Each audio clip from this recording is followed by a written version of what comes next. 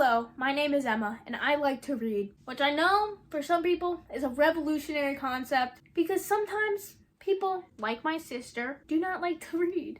And I feel bad for them because they're missing out on a whole bunch of books. So here are some of the books that I read that I really enjoyed that you should read too. And I hope you do too. So let's start. So the first series is the Folk of the Air trilogy. These three books: The Cruel Prince, The Wicked King, and The Queen of Nothing. I just finished my reread of The Cruel Prince, and I'm gonna reread all of them. This is like a whole universe. It's ginormous. Let me just read off a summary I wrote about this series. Human Jude Duarte, her twin sister and half-sister witness their parents' murder and are kidnapped to the magical fairyland on a quest to prove herself and defend herself from her cruel classmates. Jude must make deals that she may regret. So, though this is a trilogy and there's 2 novellas, this universe is pretty extensive. There's 4 modern fairy retellings that connect back into this series, and there's also a standalone. And then there's the sequel duology, The Stolen Heir, which follows characters from here. It's a pretty big series. I think it's about 12 books at this point, but really you could just read these 3 books and be good.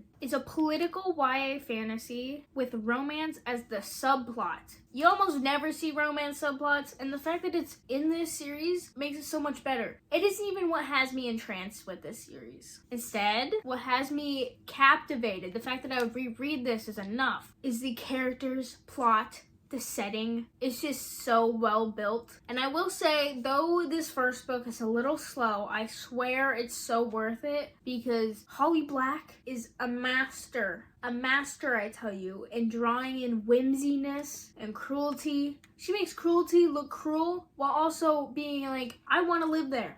Not to mention, as if it couldn't get any better, it's enemies to lovers. So you know that's automatically up here in level. And this is just enemies to lovers, but perfected. It's literally perfection. They actually hate each other. Next up, we have the Six of Crows duology, which is actually a part of the greater grishverse universe. I feel like I've talked a lot about these 2 books, but you know, they're just that good. I rated them both 5 stars. And if you like this duology, then you know there's always a lot more. And this is even all of them. I'm missing the second book of the King of Scars series.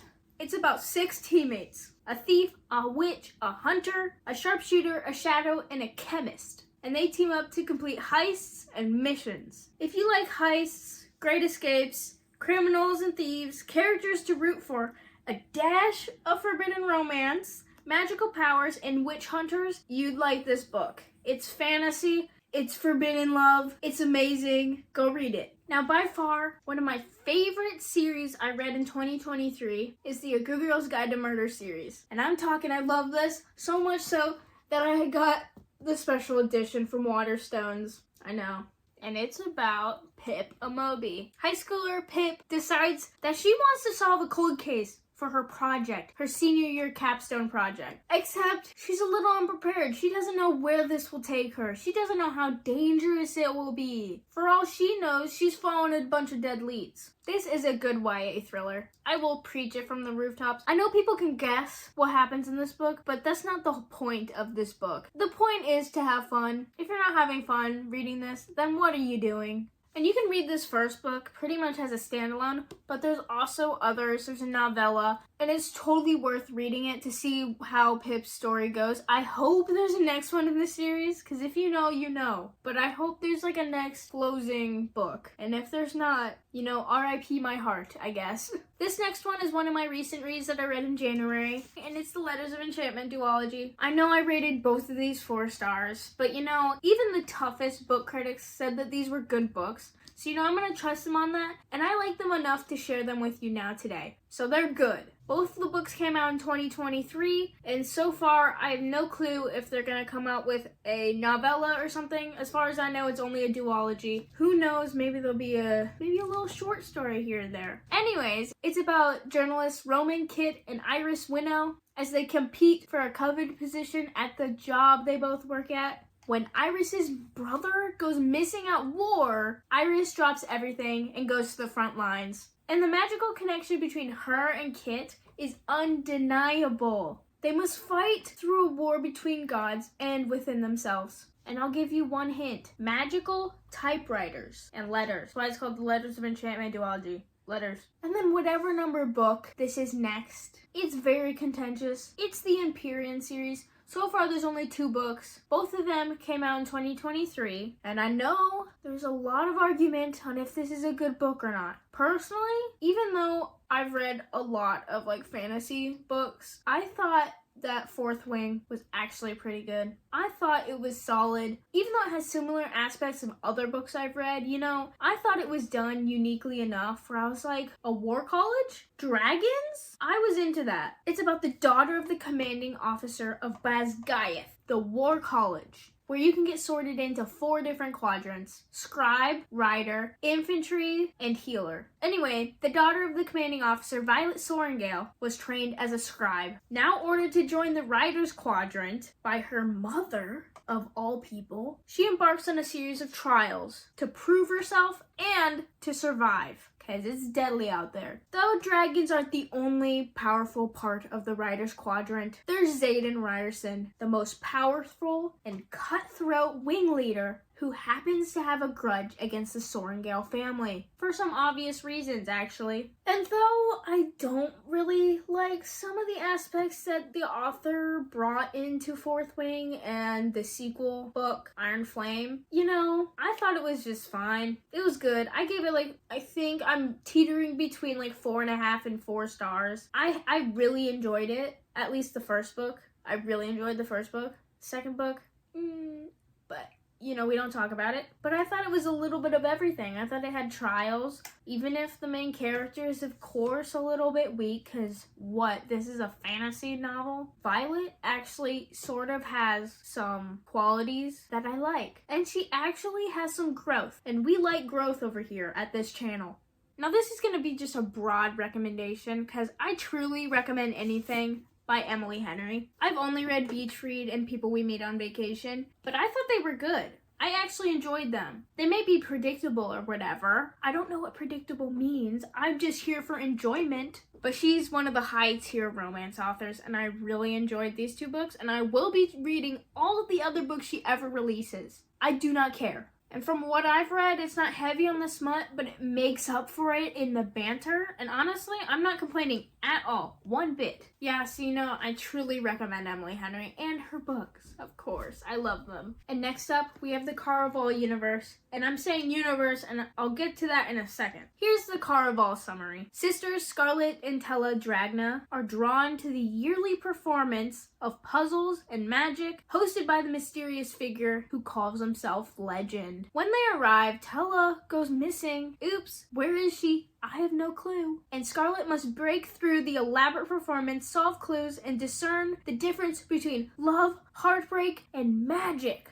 And I had an interesting reading experience with this because I read the first book like back in 2021 or something. And then I only recently read the last 2 in 2023. So, you know, I sort of forget the first book. I understand the gist of it. I know what happened. I just don't really know the details. But I really enjoyed the second and third books. They're good. And of course, I'm saying universe because there's Once Upon a Broken Heart. This is the sequel trilogy that follows a character who I will not mention for the sake of spoilers in Caraval. And the main character is different, and there are cameos from past characters. It's recommended that you read Caraval before, but honestly, I think you could just dive in to this series. You pretty much get all the information you need. It's about Evangeline Fox, who has an encounter with the character I will not mention, and there's some drama. There's love, heartbreak, magic. I think I enjoyed this even more than that series, but we don't talk about that. They're both good, lovely, love this universe. Double thumbs up, and this is a trilogy, so of course there's 2 other books I do not own yet.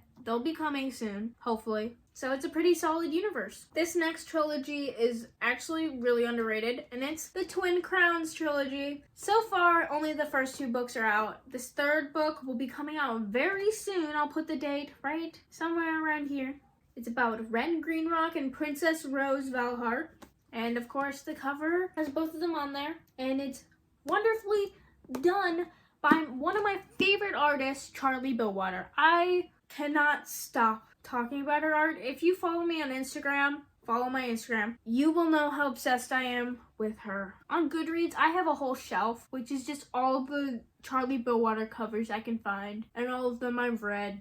I'm a little bit obsessed. So this book is about Witch, Ren Greenrock, and Princess Rose Valhart, who were separated at birth and raised in entirely different environments. Ren, taken as a baby, raised to replace her sister and avenge her parents' death. And Rose, supposedly the only surviving heir and princess, groomed to take over the kingdom. Together, the sisters must claim their birthright and realize the truth of what's going on. Because, of course, there's betrayal. There's people trying to take their power. You know, they gotta stand up and fight. Of course. And I found this series on a whim. I found it just scrolling through my digital library and saw that it was available, so I decided to read it. I read both of those books in one weekend, and I am waiting for the third book to come out. And it's just YA fantasy, so it's nothing really special, but I really enjoyed it. It's written by 2 authors, so very enjoyable. And I can't wait to see what this series has left in it, and I will read it, definitely. And of course, by this giant gaping gap, you can tell what this next series is gonna be. It is, of course, this thing is heavy. The Heartstopper series. Let me tell you something about my favorite comfort series. It's about 2 teenage boys who come to terms with their love for each other as they fight adversity, judgment, and stereotypes in this cute graphic novel series.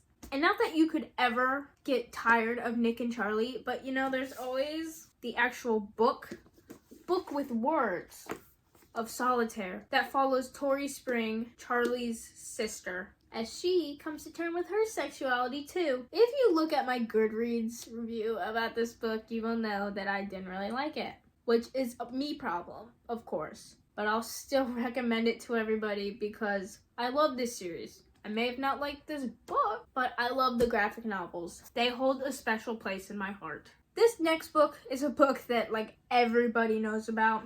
Zakatar, A Court of Thorns and Roses. And we're gonna talk about it for a few seconds. So if you haven't heard, there's this new fantasy novel that's been rocking the frickin' world. Mostly on Book Talk, but you get what I mean. And although I've distanced myself from this series since I originally read it, it's still very special in my heart. It's what brought me back into reading and what got me connected to Book Talk and, like, helped me learn what the heck Book Talk was. And it's about Feyre Archeron, resident hunter of her family, and she's abducted by the fairy lord of the spring court, Tamlin, when she mistakenly murders another fairy. And she must fight to break this ancient curse that's cast over pretty much everywhere, or she could lose her precious fairy lord forever. And I know everybody's talking about this book. Everybody has talked about this book. It's old news at this point. There's so many new books coming that more people like than this book, but this is probably one of the most influential books that's come out of TikTok just because of how popular it got and how much of a staple it is now on the internet. Oh, this looks so bad with this gaping hole up there. But we're about to talk about it. And that is the Throne of Glass series. It's about Selena Sardothian, a thief and feared assassin who is offered a deal from the crown prince. Represent him and fight in a tournament to become the country's champion? Or, you know, remain in the salt mines of Endovier and live out the rest of her life sentence. Forced to accept, she must display her skills and beat all of the other competitors. Except when the trials are interrupted, Selena finds herself in the middle of a mystery that has to be solved for the betterment of the whole entire continent, possibly the whole entire world. You know, there's a whole... This is a whole bunch of books right here. This is a whole bunch of books. She better figure it out. And yes, there are a lot of books in this series. There are 8. And yes, I got box set. And yes, they are not the new covers that came out just a few months after I bought this box set, unfortunately. This is one of my favorite series that I read in 2023. It's what I spent a majority of the year reading, but it's still, it remains in my heart. I think it's better than ACOTAR. I love myself some Selena Sardothian and her badassery. This next series I read a few years ago, but sometimes I still think about it to this day. And that is The Lunar Chronicles by Marissa Meyer. And this is the first book, Cinder. It's the only one I own physically. And if you couldn't tell by the name, it's Cinderella, and it's a Cinderella retelling with a dystopian twist. In a dystopian future, a deadly plague spreads across the continent and damages the already impoverished society. The world hinges on one girl, a cyborg, Cinder, who works as a mechanic. She thinks she's literally nothing until she's pulled into the world of the prince and the people of the moon, aka the lunar people. And when I tell you, this book had like a chokehold on me when I read it. Oh my gosh, I literally consumed that so fast. I feel like it may have been 3 months or it may have been 3 minutes. I can't tell you at this point. It all blended into my mind and it's all really good, at least from what I can remember. But I really enjoyed it when I read it 5 years ago. I just remember enjoying it very much, so I recommend it. This next book is Not Even Bones. I feel like this is really underrated. I don't feel like many people know about this book, but I want people to know more because if you like dark books, maybe a little bit of dissection of monsters or the black market, then you will like this book. It follows Nita. Under her prolific monster hunter mother's eyes, Nita dissects different monsters while her mother sells them. When her mother brings her a living person, Nita wants out. She wants out. She didn't ask for this, she just likes dissecting things. Except when things go south, she is entangled in the black market. And when I tell you, I like this book, I really like it. I read this in the year that we do not mention, the year of 2020. And since then, I cannot escape this book. It's so fun. I don't think this should be fun. It's the black market. It is killing monsters who are a part of society in this world. Nita must do some risky things in order to survive. And I just really enjoyed this, and I want people to know about this series. I want people to read it. Tell me your thoughts. Comment down below. I don't care. Just tell me your thoughts. And I cannot make this video without mentioning one series. And that is the Percy Jackson series. I do not have the first book right now. This is the second book. And I do not have the first book because my sister is currently reading it, which, yay! Reading something. Reading Percy Jackson. That is a good thing. That is a good thing. And if you're on the internet, you may be like, the Percy Jackson show, you mean? No, I mean the book. Because the book series is good too. And if you like this series about Percy Jackson, a demigod who goes on immortal quests to, save the world a couple times, as you do, then you will be in luck because there's many series to this. This universe, actually, this demigod universe. There's books on Greek mythology, Roman mythology, Norse mythology, Egyptian mythology, and from what I've read of them, they're all really fun. And I recommend them because, my 12-year-old brain, when I first read them, actually learned a lot about mythology from them. So, would recommend. And I think that's all the books on my bookshelf that I have the need to share and recommend to y'all because I thought they were fun. Even if they aren't the most revolutionary books, I thought that they were enjoyable. I enjoyed them. And I know it's been 4 weeks since my last video, and I will not be making a February wrap-up video because I read a depressing amount of books. So I'll probably be combining February in with whichever reading wrap-up I make next. I don't know if that's March or April or May, but I'm gonna combine some of them. And I hope to see you there. And if you like these videos, you can follow me on Instagram, Storygraph, Goodreads. You can follow me here. You can go watch some of my other videos. I'm most active on Goodreads and Instagram, so just check out what I'm reading at the moment. And if this happens to be one of the first videos you've seen of mine, then I'll see you in the next one, I guess. And if this happens to be your, 5th time watching one of my videos, then you know what? Hi, welcome back. Glad to see you here. And I'll see you in the next video. Goodbye.